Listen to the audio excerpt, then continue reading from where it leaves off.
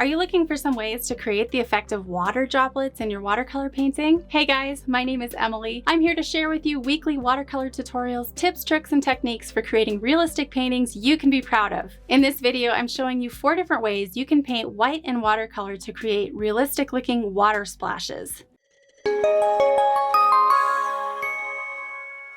While I was painting this large watercolor of 2 battling sea lions, I knew that the effect of splashing water was going to be an important element for conveying the feeling of action and conflict in this image. So I spent extra time painting the water, and I used several different methods to get the look I was going for. Here are the 4 techniques I used that you can also use to create realistic water. Number 1, masking fluid. The first tool I used was something called masking fluid.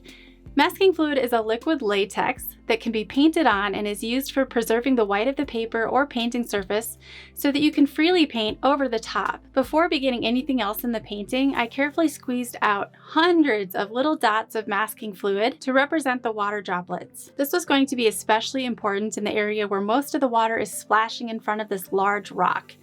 I wanted to be able to paint the rock and sea lion behind that water using large brush strokes and consistent color washes. And in order to do this, I didn't want to have to worry about painting around any tiny white details. The masking fluid was a perfect solution for this. Number 2, lifting. After removing the masking fluid, you can see that the white of the water droplets looks rather stark and unnatural against the dark rock.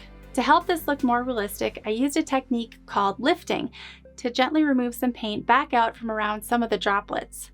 I covered the rock lightly with some wet washes of gray and blue, and then used a clean, damp brush to scrub and lift where I wanted to soften. This allowed me to soften the edges of those harsh white shapes, and I also used this technique to add additional droplets where I felt some areas needed more splashes. It's best to use a stiff synthetic brush for this technique.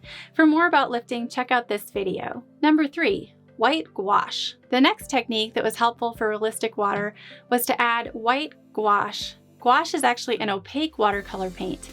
Using gouache to paint some of the water was so helpful because I could adjust how thick and opaque or thin and more transparent it was, depending on how much water I mixed in. I could also use a tiny brush and paint much smaller dots than the masking fluid pen would allow, giving the droplets a much needed variety in sizes. An additional advantage to using the gouache was that I could add in hints of blue to the white paint so that it wasn't so stark white. Number 4, negative painting. In almost every painting, regardless of whether or not I use masking fluid and gouache, I almost always need to do some negative painting. Negative painting is simply taking a dark color and painting around the white sections of the painting. I use this method to paint around the larger white water shapes in the area below the sea lion. It made sense to paint around the white in this area because there was more white showing than other colors, and I wanted to retain the white of the surface beneath to create the most luminous look in the water. There's the finished painting. It's 18 by 24 inches on a panel, which was prepped with watercolor ground.